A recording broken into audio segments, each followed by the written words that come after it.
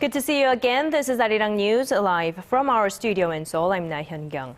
We begin this afternoon with a historic ruling. Korea's constitutional court says the adultery law is unconstitutional. The decision out Thursday comes as the controversial law is seen as infringing on an individual's privacy and sexual freedom. Now, the law had said that an extramarital affair is a criminal offense punishable by up to 2 years in prison. But not many of the people deemed guilty were jailed, sapping the law of its legal authority.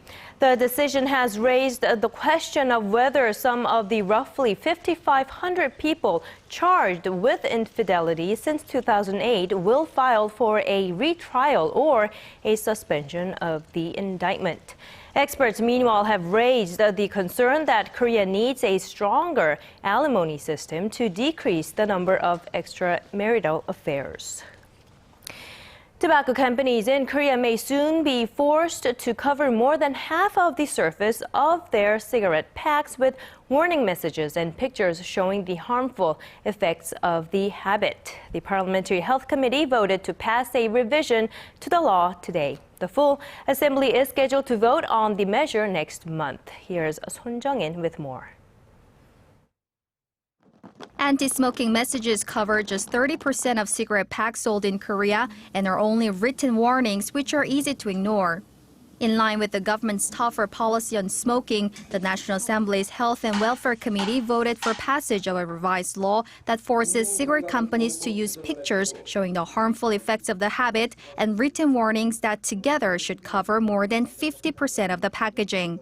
The law also seeks to penalize tobacco firms found to be breaking the rules. They would face monetary fines of up to $9,000, be banned from doing business, or put company officials behind bars for up to a year. The revised law will become final if it gains the approval of the full parliament in a session scheduled for March 3rd.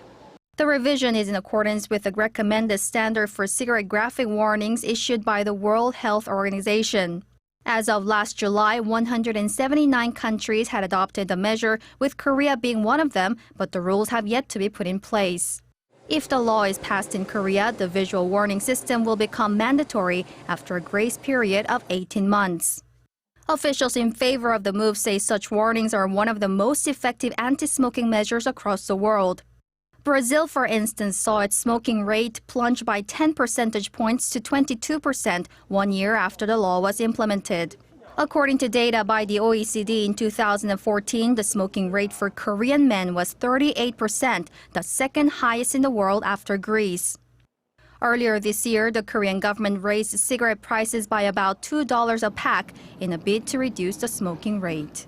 Son Jung-in, Arirang News. And also at the National Assembly, lawmakers are firing questions at the government on the second day of a 3-day interpellation session. They are asking questions on the Park administration's economic policies for tackling pressing issues such as skyrocketing household debt, a 3-year tax deficit, deepening income gap, and the stagnant economy. In the hot seat is the newly sworn-in Prime Minister Lee Won-gu and 6 government officials who oversee the economy-related ministries, including finance, trade, and science. The session will continue until Friday, and Friday's focus will be on social and cultural issues.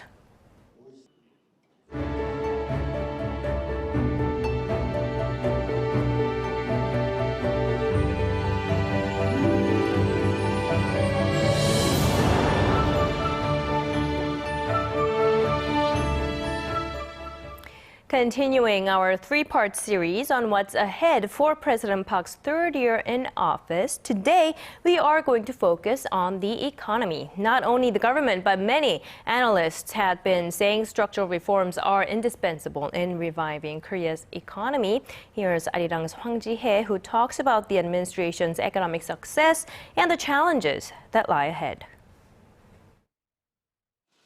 In her first 2 years in office, President Park Geun-hye put much emphasis on revitalizing the flagging domestic economy. As a result, Korea managed to keep up with the growth pace of the world economy, while the employment rate reached 65% for the first time last year. The government's strong drive to boost the housing market also led to the number of home transactions to top 1 million in 2014, the largest in 8 years.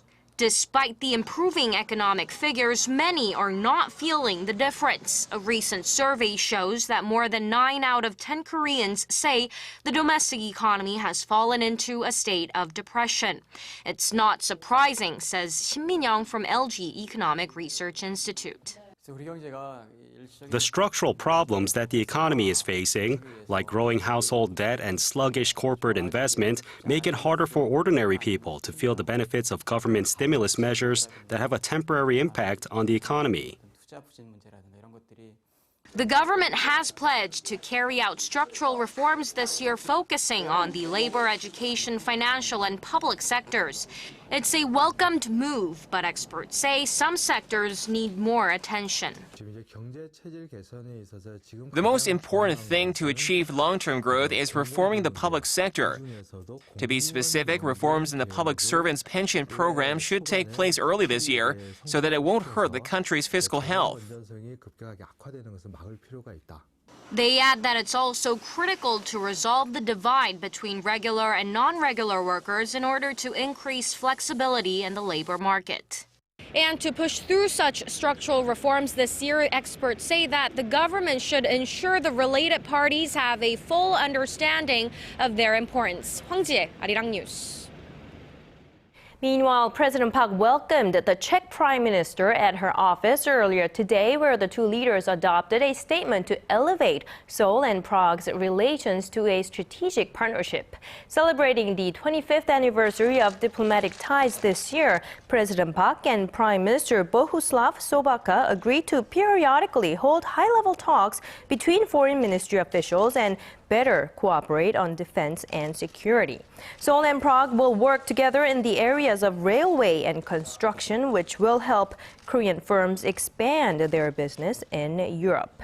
The Czech Prime Minister also endorsed President Park's efforts to achieve a peaceful unification on the Korean peninsula. And staying at the nation's top office, President Park is set to make a trip to the Middle East next week. And when she goes, she will be accompanied by the biggest business delegation so far.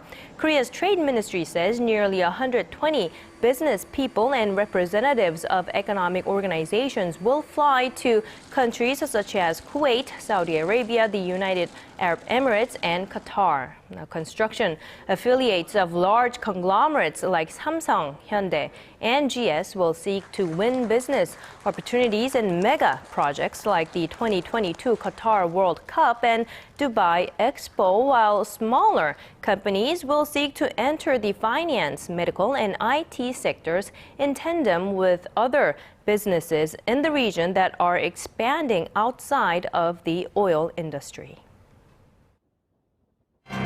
Bringing you the fresh updates from stories breaking in Korea and abroad. We give you a bigger and better picture of the world. Join Laah Hyun-kyung live from Seoul. Every weekday, only on Arirang.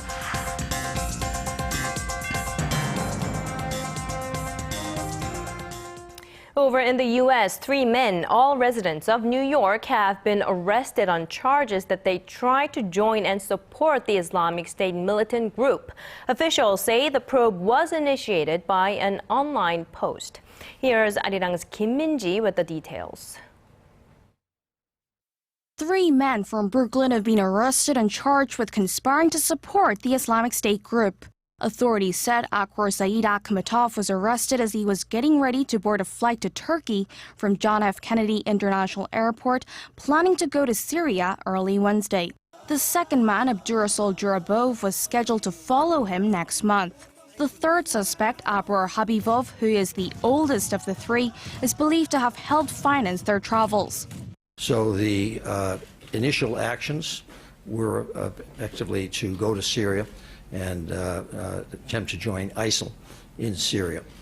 The 2 younger suspects appeared in court in New York on Wednesday, while the third faced a judge in Florida.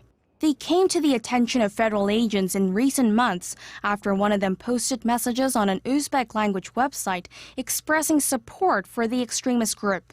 A criminal complaint showed that he also offered to kill the U.S. president if ordered to do so, as well as carry out attacks in the U.S. if he was unable to go to Syria. He repeated those very sentiments when federal agents interviewed him at his home in August last year. If convicted, each face a maximum sentence of 15 years behind bars. 김민지, Arirang News. Following reports of a Korean teenager joining the Islamic State group, Korea is planning to send officials to countries bordering Syria as early as next month. Now, this is to prevent Korean nationals illegally entering the country with the possibility of joining IS. For more, here's Arirang's Connie Kim. Korea is beefing up efforts to prevent another citizen from illegally crossing into Syria, the base for the Islamic State militant group. Seoul's foreign ministry said Wednesday that a plan is in the works to possibly send officials to countries bordering Syria in order to check on the safety of Korean residents and companies in the Middle East. They may also seek cooperation on border security. The alarming move comes amid growing security concerns in the region as extremist groups have become more violent in recent months. It also comes on the heels of new intelligence that confirmed a Korean teenager who went missing in Turkey last month is in fact receiving training from IS. He reportedly entered via a Syria-Turkey border town. And to prevent such illegal crossings, Seoul has requested countries on its travel ban list to strengthen their border controls. As of now, Syria, Iraq, Libya, Somalia, Afghanistan, and Yemen are on Korea's travel ban list. But the government's efforts don't stop there. Korea's travel agencies have also been advised not to sell tour packages to countries near Syria to keep citizens from being targeted by terrorist groups. Connie Kim, Arirang News. A U.S. expert says North Korea's nuclear and missile threat is a lethal danger that continues to grow unconstrained. Van Jackson, a visiting fellow at the Center for a New American Society, says the size of Pyongyang's nuclear arsenal is unclear, but the regime is moving in the direction of establishing a, quote, survivable nuclear capacity. He said nothing in U.S. policy today suggests North Korea's nuclear progress will be halted. He also said while a diplomatic solution might still be possible, Washington and its allies must be prepared for what he calls political military realities. Now, in case you're wondering who Jackson is, he served as an advisor for Asia-Pacific strategy at the office of the U.S. Secretary of Defense until last year. And staying on the topic of North Korea, a North Korean shipping company subject to UN sanctions has reportedly renamed most of its vessels to continue its illicit activities. In its latest report, the UN Security Council's sanctions monitoring body said Pyongyang changed the registration and ownership for 13 vessels of a North Korean company called the Ocean Maritime Management Company. The firm was blacklisted last July for allegedly smuggling arms in and out of Cuba. The UN banned North Korea from trading arms as well as nuclear and missile technology in the wake of its nuclear tests and missile launches.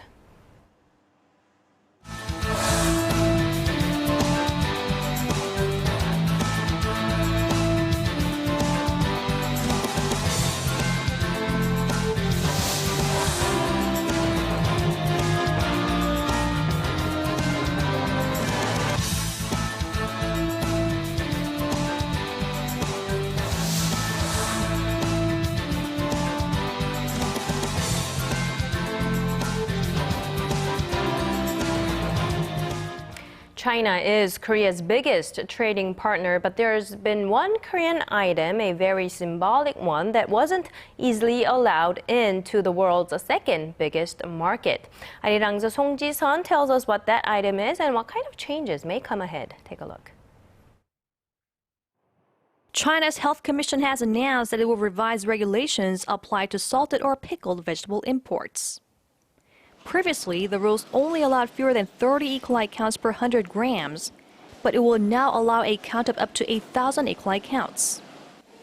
Kimchi, Korea's fermented dish, rich in lactic acid bacteria, could not meet the old regulation, but it will be acceptable under the new rules. The only kimchi allowed to enter the Chinese market until now were fried or sautéed varieties, processes which sterilize the bacteria. Over the past couple of years, Seoul has been demanding Beijing set up a separate guideline for the kimchi or ease the standard applied to fermented food. In the meantime, Chinese kimchi imports to Korea surged to over $17 million in 2013, with an annual average of 200,000 tons used by large restaurants and catering services.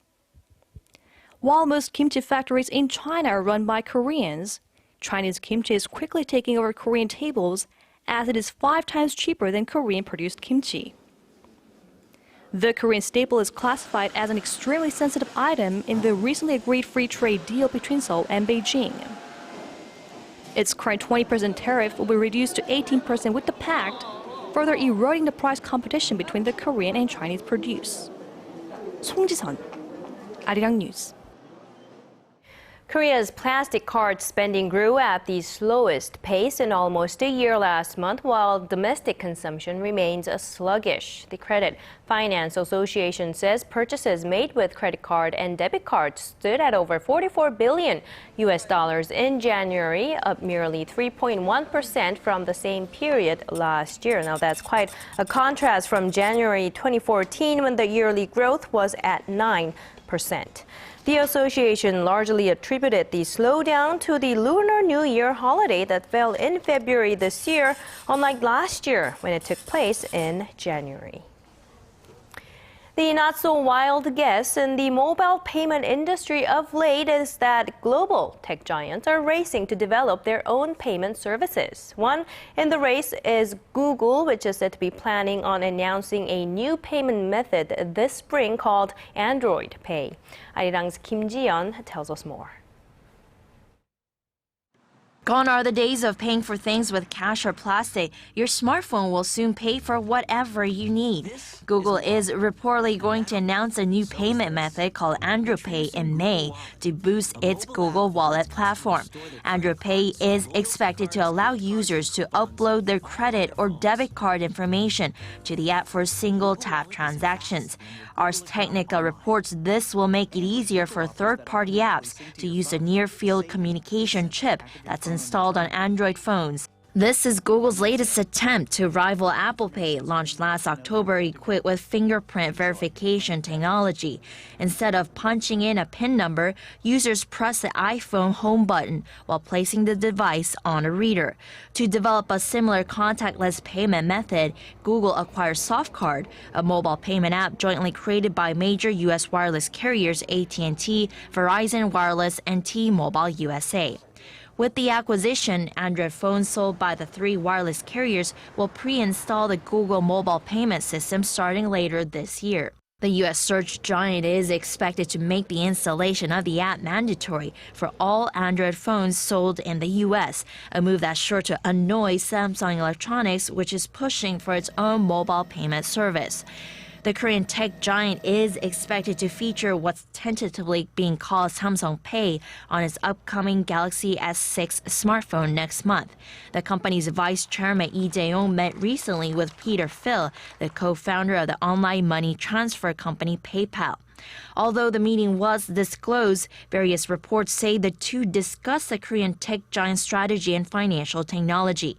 Their meeting comes a week after Samsung Electronics acquired LuPay, a U.S.-based mobile payments technology startup, indicating its own ambitions in the realm of contactless payments. U.S.-based market tracker Forrester Researcher estimates that the global mobile payment market will grow $200 billion annually to more than $900 billion in 2017. Kim Ji-yeon, Arirang News. Now, many of us still haven't been able to get our hands on a 3D printer, but it seems like technology is beating us. Apparently now there's something called 4D printing, which allows materials to assemble themselves when they come in contact with some other substance. Shin Se-min has this report. With a 3D printer, you can create models of just about anything you can imagine. 3D printing is being used in a broad range of applications to make everything from toys and industrial parts to biological materials, leading to a third industrial revolution. While some of us are just getting used to the concept, a new 4D technology has appeared on the horizon that gives 3D printing new capabilities. A string of plastic moves by itself to form letters upon contact with water. A black sheet clinches up into a cube or ball when submerged in water. This is 4D printing technology. It prints out reconfiguring programmable materials that self-assemble when needed, giving life to inanimate objects. The ability to program physical and biological materials to change shape, change properties, and even compute outside of silicon-based matter.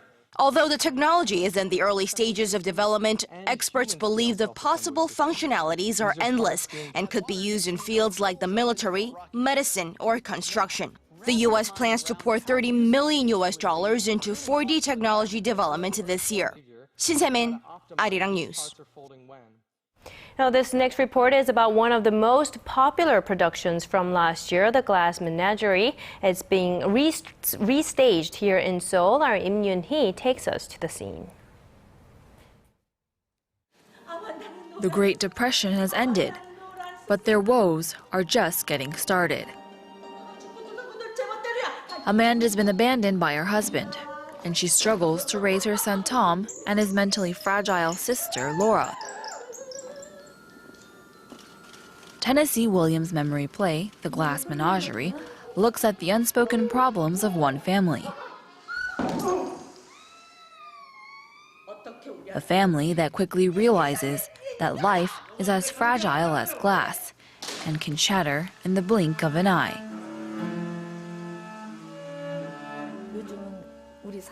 There is very poor family communication here. Even if we're talking, we can't express our bottled up inner feelings, especially Laura, but also my character and her son. We only look at things through our own point of view, and the way to solve each of our unhappiness differs from character to character. For my character, I'm obsessed with my past, but also with my kids as well. And strangely, while playing this role, I was reminded of today's Korean mothers. Everything is askew. Not only is the family struggling to stay emotionally afloat, but there is something not quite right about the stage as well.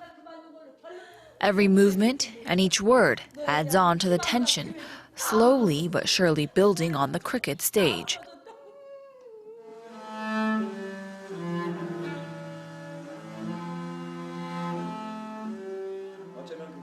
The play flashes back to the memories of Tom and his past encounters with his sister and mother, each conversation, each incident revealing more and more about the fragile state of the family. While the play goes on, Tom continues to show the story of himself from 10 years past, but he also shows his present self as well. So within his self-conscious, there are two Toms. To help define this aspect of Tom's character, we added a cello that plays along with his narrations. The original production doesn't include a cello, but we feel it adds emotion and tension to his alter ego. But what happens when there's just too much pressure? The tension is seen, heard, and even felt as Tom goes back in time, to memories still fresh in his mind. He goes back to a time before the glass shattered, back to their glass menagerie. Im Yoon-hee, Arirang News.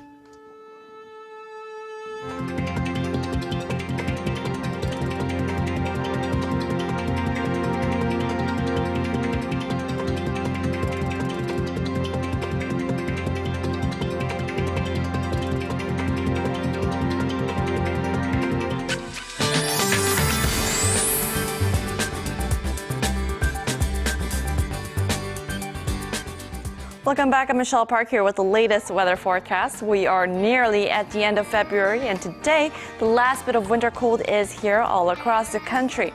Compared to yesterday, temperatures have gone down through to 3 to 4 degrees in general. With a strong wind blowing at 4 meters per second, you will feel about 4 degrees colder than the actual readings. We are expecting colder morning tomorrow, though, dropping down way below freezing with stronger winds than expected. But after that, we have milder weekend ahead of us with temperatures making their way up above the seasonal average. Now, besides the cold, we have scattered clouds on Jeju Island and some regions down south, but we are mostly under clear, sunny skies nationwide. Now, taking a look at the readings for today, Seoul will peak up to 4 this afternoon, while Gwangju and Busan will top to 8 and 14 degrees. Now, moving on to other regions, Jeju Island gets up to 11, Dokdo hits at 10, while Mangkunggang is chilly at -5 degrees. That's all for now, Michelle Park, and here's a look at the weather conditions around the world.